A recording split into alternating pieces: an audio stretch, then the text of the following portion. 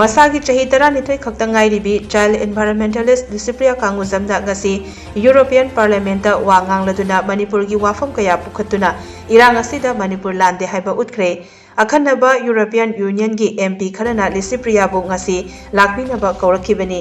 mamang thada pangthokiba European Parliament da kuki gi wafam pukhatkiba MP adusu Lucipriya na mahaki kada unaduna kuki na tawriba lanase narco terrorism ni masi maiteina hokiba lanate illegal immigrant oina makoina changlakpada natana makoigi tokhaiba leibak ama semnaba maitei singi mathakta landarakibani haiki Lucipriya na makata na fongdokibada thokliba lan asi mahausagi khutsembu nungsijaba maiteiga drug poppy bu nungsijaba kuki kauba furup amagagi marakta thokpa lani hauze mahairoi lishing kaya mahai tamba fangdana leiri makoigi mayum makai amadi lairik sing tumna mai thadok pikre masita sunatana chahi nauriba mahairoi ani luangbi linthoi ngambi amadi hemanjit kauba mahairoi asisu tamthina hatok pikre hairaduna aikoi pumnamaki achumba wayel pami Manipur gi asengba wayel piu haina fongdoki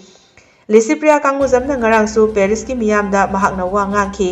tha asigi tangkundasu mahakna United Nations World Food Forum 2023 gi loishinbagi thauramdasu keynote address piduna malemgi luchingba singda wa ngangani hairi